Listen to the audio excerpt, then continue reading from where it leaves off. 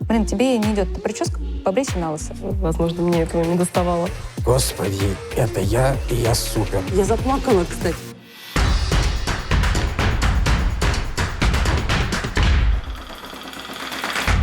Саш, скажи, а кем ты хотел быть в детстве? Только не говори, что космонавтом. Нет, Ксюш, я не хотел быть космонавтом. Я всегда с детства мечтал стать дизайнером одежды, и я им стал. Я с детства краил, шил. Ну, то есть ты воплотил свою Да, мечту в реальность? я воплотил полностью свою мечту в реальность, и ее дальше развиваю. Понятно. Но я немного таких примеров на самом деле знаю. Большинство моих одноклассников мечтали быть космонавтами. Это мальчики, а девочки все поголовно актрисами. Кстати, я хочу познакомить тебя с нашей следующей героиней. Давай. Она в детстве мечтала быть актрисой. Марина, 33 года. В детстве мечтала стать актрисой, но жизнь распорядилась иначе. Услышав отказ при поступлении в актерские вузы, решила заняться костюмерной работой в мужском отделе одного из центральных театров столицы. Ходит в походы и на экскурсии, занимается лепкой в творческой мастерской, собирает букеты и верит, что в жизни всегда есть место открытию. Привет, дорогая. Марин, как ты оказалась на нашем проекте? Мне всегда интересны новые эксперименты, и я немножко колебалась, но потом решила отправить запрос, и очень рада этому. Я хочу получить трансформацию, новое видение себя, какой-то новый опыт, новые знания и, другой образ, наверное. А для чего тебе это? Ну, чтобы как-то по-новому себя ощутить, открыть какие-то новые грани в себе, наверное. Отойти от привычного образа. Или то, что забыто? Или то, что забыто, или то, что глубоко где-то лежит, и о чем я даже не подозреваю. Марина, у меня такой вопрос к тебе. Скажи, о чем ты мечтала в детстве? Я мечтала быть актрисой. А сейчас кем ты работаешь? Я сейчас работаю в театре костюмером. Ну, то есть близко. Да, Близко? в этой атмосфере. Но ты идешь к своей мечте или ты... Нет, я оставила? оставила ее. То есть В я долгий попробовала, да, и успокоилась. то есть ты пробовала. А почему не стала? Не поступила на актерский. Ты не поступила на Да. актерский? Наверное, просто это не мое.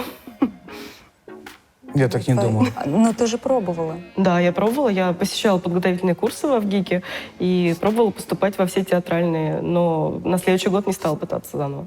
Тебе кто-то сказал, что это не твое, или ты просто сделала такой вывод из того, что ты не прошла? Изначально педагог курсов говорила мне, что попробуй что-нибудь другое, но я от этого не отталкивалась, но я просто для себя попробовала и поняла, что, наверное, может быть, это не моя подлинная мечта или призвание.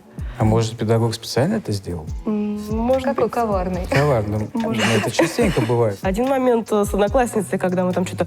Была какая-то дискотека такая, она сказала, что-то как ты не умеешь двигаться. И вот я помню просто этот момент. Тебя это задело? И я как-то, да, психологически закрылась. Пожалуйста. И я вообще никак не танцую с тех пор. Скажи, пожалуйста, а ты в школе выходила на сцену? Я занималась в творческих коллективах в детстве, пела народное пение. Мы там делали всякие поделки, и плюс потом пошла в кружок гусляров, играла на гуслях, мы ездили по всяким фестивалям в разные города. Прекрасно проводили время, выступали. Если бы тебе педагог не сказал, что это не твое, или ты бы поступила в ВГИК, как мечтала, в каком бы театре ты сейчас играла? Какой бы взяли? В каком-нибудь центральном или в кино. И там, и там. Но в каком кино ты бы хотела сыграть? Какую роль? Может быть, в каком-нибудь биографическом. Не знаю, я тебя вижу либо комедия, либо драма. Скорее драма, да. Вот это очень типажное лицо у тебя, именно для вот этих направлений. Или каком-нибудь средневековое. Мне кажется, мой типаж туда. Принцесса, царица. Принцесса царица? Да. Так ты не скромница. Оглянись назад и посмотри, какой путь ты проделала, какие у тебя основные шаги были. Я, начиная со школы, шла в эту сферу, и порой отходя от нее, но все равно жизнь меня вывела в нее. То есть я этим довольна. Какая твоя любимая актриса? Я в детстве увлекалась Гурченко и успела ходить на ее спектакли. И, собственно, с этого момента началась вот эта вот мечта. Я там читала книги, была погружена, и тоже поэтому выбрала в ГИК, и тоже подготовила. А чем она курс. тебя вообще впечатлила? Ну, как-то внутренне зацепила, я не знаю, может быть, почувствовала как-то свой родной скорпионский дух, я не У знаю. вас энергетики похожи. Да, может быть. Ну и в коллективе тоже мне не очень комфортно порой бывает, а вот ей, у нее тоже были с этим Я вопросы. знаю точно, что Людмила Гурченко не сдалась на своем пути и поставила карьеру в приоритет. Да, Она очень любила свою работу. фанатично. И представляешь, если бы ей в молодости сказали, ну, это, скорее всего, не ваше, попробуйте заняться чем-нибудь другим. Как ты думаешь, она бы поменяла род деятельности? Кем Нет, бы она тогда определенно нет. Возможно, у меня просто не было такой стопроцентной сконцентрированности на этой цели, мечте. Такого погружения. Возможно, мне этого не доставало. стала? Такого супержелания. О чем ты еще тогда задумывалась? Вот ты хотела получить какую-то профессию в будущем. Ну, ты представляла себя актрисой до конца 11 класса. Потом ты пришла на экзамены, тебе сказали, ну, извините, вы не проходите. И ты такая, ну, хорошо. Тебе можно так легко поменять направление, то есть я могу подойти тебе сказать, блин, тебе не идет прическа, побрейся на лысо.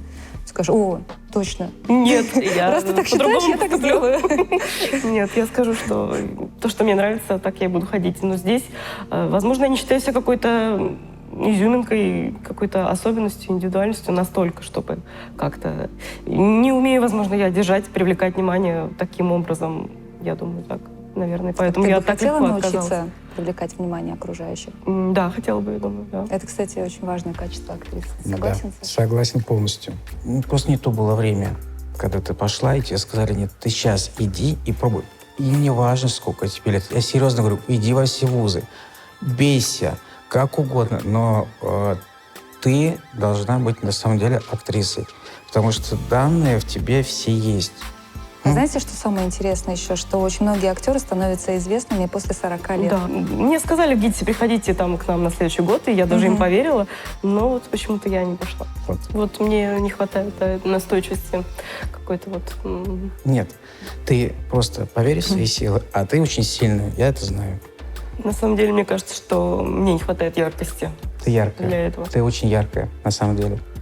Утром, завтра проснешься и посмотри на себя в зеркало по новой. Умойся холодной водой и посмотри на себя. Какая-то вот есть вот с утра. Господи, это я, и я супер. Все. С этого у тебя должно начинаться каждое утро. Да, я думаю, мне стоит Ну, учиться. Марин, ты пошла по адресу.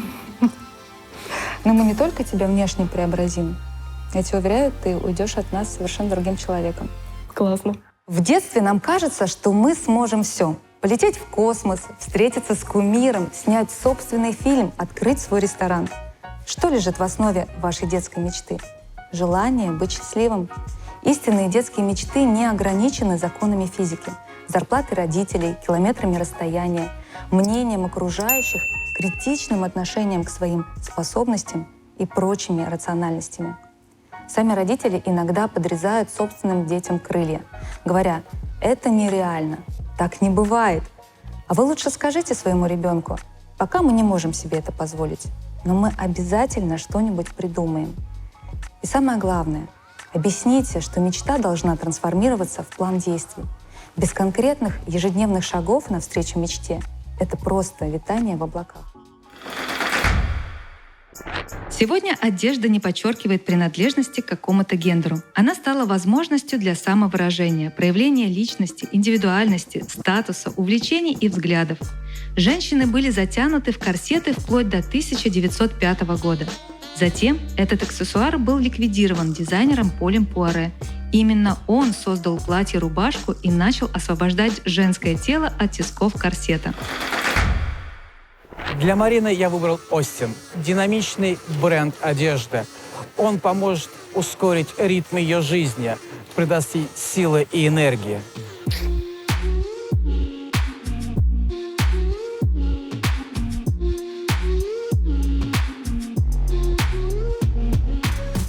Мы с Мариной прошлись по Остину и подобрали несколько очень классных для нее подходящих образов. Первый образ. прикольные, легкие, комфортные, летящие штанишки. Кстати, они очень хорошо корректируют фигуру. И к ним я рекомендую потрясающую, нежную рубашку со спущенным рукавом. Это будет очень хороший образ на каждый день, на летний день. Посмотрим, А посмотрим. еще, смотри, что я тут еще нашел, очень-очень-очень Так, забавно. мгм. Веселое, сочное, как каротин солнечный. Это я люблю. Это сарафан. Это очень вкусненький, нежненький, морковного цвета сарафан. Цвет вообще очень Цвет на самом привлекает. деле очень бомба, один из трендовых цветов этого лета. К нему я подобрал вот такую кипельную белую рубашку из сжатого хлопка с накладными карманами, который очень хорошо гармонирует с нашим сарафаном. Это очень хороший летний образ для города. Супер. У меня есть еще один сюрприз для тебя. Да, давай, показывай.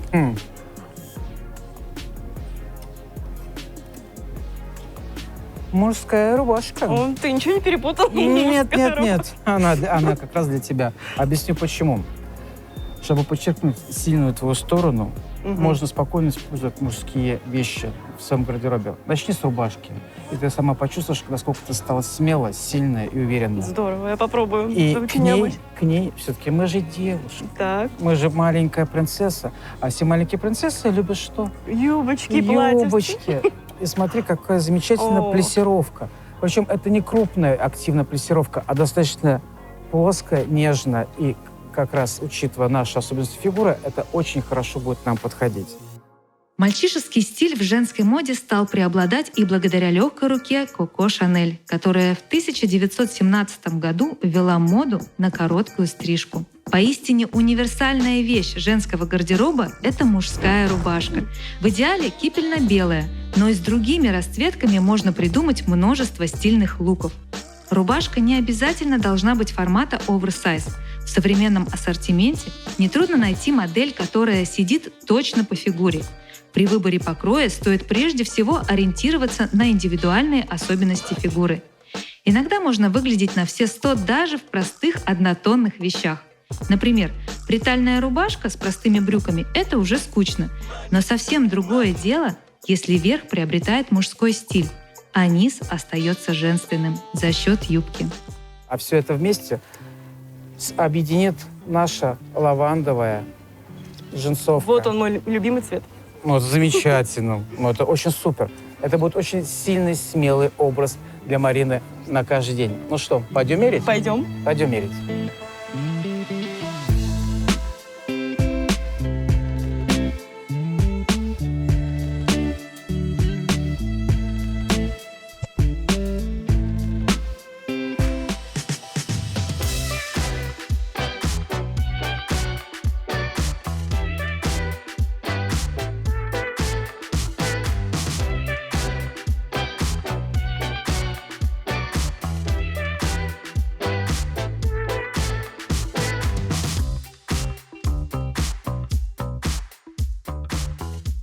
Мне сегодняшний день очень понравился. Это был новый эксперимент для меня. Несмотря на то, что я не стала актрисой, но сегодня я будто бы как актриса. И это такой новый опыт, и к нему привыкаешь. И действительно вот, входишь во вкус, и то есть не хочется останавливаться на этом. Хочется дальше продолжать. И как-то раскрепощаешься и раскрываешься.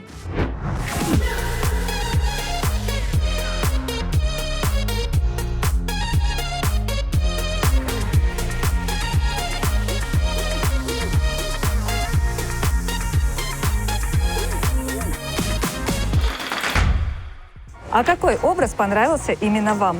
Подписывайтесь на наш канал, жмите колокольчик и пишите свои комментарии. Татьяна Лихачева, выпускница училища и академии имени Гнесиных, начинала карьеру певицы в группе «Армия», выступала на международном фестивале «Витебский славянский базар» и стала лауреатом премии «Золотой граммофон» и «Песни года». После встречи с композитором Кимом Брейдбургом в репертуаре появились треки «Все теперь не так», «Кофе с перцем» и «Любовь. Холодная война». Сегодня Татьяна — автор и исполнитель песен, яркая эстрадная певица и актриса, создатель студии продакшн «Beauty Funky People». Марин, Я хотела бы спросить, тебя сейчас, на сегодняшний день, в жизни устраивает твоя профессия, твое увлечение, да, но мечта стать актрисой. Скажи, пожалуйста, тебе это важно? Вот на сегодняшний день, вот на сегодняшний момент. Скажи. Какая-то недосказанность, нереализованность потенциала внутренняя есть, да. Не раскрыто полностью я это чувствую, и вот... Но ты знаешь, вот когда я тебя спросила, у тебя немножко изменилось лицо, это мимика, это некая такая вещь, которая выдает нас, да, это психосоматика, и у тебя чуть-чуть пошла слеза в глазу. Чуть-чуть все-таки это тебя трогает, мне кажется. И ты знаешь, вот все-таки я считаю, что если у тебя есть твое призвание, почему ты не стала идти за своим зовом? Почему? Скажи, это же твой зов. Например, когда я была маленькая, я знала, что для меня музыка — это нечто невероятное. Это было видно сразу, да, и я понимала, я шла на этот зов, и никто... Меня отговаривали, да, предположим, более того, у меня родители, музыкальный папа, и по маминой линии тоже, ты понимаешь, в чем дело? Я говорила: мам, я хочу пойти в музыкальную школу, мне нужно фортепиано. То есть, когда я видела фортепиано где-либо, я подходила, и это было что-то невероятное, и я понимала, что вот этот начальный сигнал для меня, который приведет меня, видимо, куда-то в какую-то невероятную даль. Скажи, почему ты не ты слышала этот зов в себе? Ну, значит, наверное, он был не такой явный, как должен был быть, не такая страсть. А может быть, ты просто сама в себе это немножко подавляла, и, может быть, ты говорила нет, или кто-то говорил тебе, что это, да, наверное, это не та профессия, наверное, это, может быть, сложно все это, нет, столько людей, нет, такая никто не конкуренция. говорил, но просто, наверное, может быть, я сама, да, ну, я не считаю, наверное, какой-то себя экстра, чтобы вот развиваться. Не считаешь экстра. Да. Когда ты вошла, я увидела, какая ты эмоционально лучезарная, и в тебе очень большой потенциал. Поэтому мне кажется, что все-таки в тебе этот потенциал есть, и не зря ты это слышишь в себе, понимаешь? А когда ты проходишь мимо театра, у тебя нет такого какого-то странного ощущения? Ну, у меня всегда трепет, да. Вот, и перед съемками трепет всегда, да. То есть ты испытываешь от этого удовольствие? Да, меня прям манит это все. А Обстановка, как манит? Атмосфера. Ну, хочется быть внутри процесса, вот, ты представляла себя на сцене, да? Ну, да, ты да. примеряла на себя какие-то роли, или ты вот как-то это же проявляется с самого раннего возраста и на протяжении всей жизни? Ты вот как-то... У тебя сияют глаза, как ты говоришь вот сейчас даже про театр, и как ты в этом процессе. А тебе не хотелось все-таки попробовать реализовать эту свою мечту? Ну, была, наверное, робкая какая-то мысль. Ну, возможно, еще не все потеряно, и можно как-то ее методом там каких-нибудь занятий. Ну вот когда ты, например, работаешь по своей профессии, в своей профессии, ты же все равно находишься около сцены, около съемок, да, я так понимаю? Да. И у тебя не возникает какого-то щемящей боли внутри? Может быть, где-то далеко-далеко? Ну, наверное, я это не отслеживаю. Ну, все равно я чувствую. Но я чувствую про потенциал, что мне хочется что-то как-то раскрыть. Но это нужно раскрывать, потому что, знаешь, вот есть какие-то вещи, у нас жизнь, она преподносит постоянно сюрпризы. Мне тоже говорили о том, что очень много конкуренции, и вообще зачем тебе эта музыка? Это вообще музыка, это не профессия, певица, что это за актриса, это как бы несерьезно. Я готовила себя, в общем-то, в экономисты, да, но я бы почувствовала, я поступила в оба вуза, да, предположим, но я все равно считаю, что посчитала, что я не смогу сделать этот выбор в сторону какой-то прагматичной ситуации, да, то есть не моего пути. И я сделала правильный выбор, потому что я знаю очень много своих знакомых, коллег, которые мотивированы, может быть, были не так сильно, да, как я, например, я упертая. Вот, и я добилась все равно этой музыкальной школы, я пошла, мне не покупали инструмент, да, ну просто потому что думали, что это как бы пройдет. Вот, и я все равно пошла, позвонили, и как-то все время я себя туда вела, да, вела, и я не слушала вообще никого, потому что много было всяких всегда советчиков и, может быть, завистников, или там просто людей, которые не понимают, что для тебя это важно.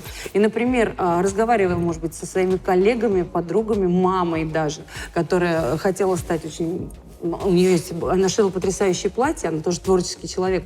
И она говорит: Таня, ты знаешь, я прожила не свою жизнь, она мне говорит. И это очень важно, это очень больно. И говорит, если бы я сейчас могла сделать это, я говорю: мама, ты можешь сделать это. И она занялась, собственно, сейчас в своем возрасте, она очень хорошо выглядит, она все равно в ней вот это было, да? И все-таки, мне кажется, нужно ставить перед собой сверхзадачи, как говорили нам на актерском мастерстве.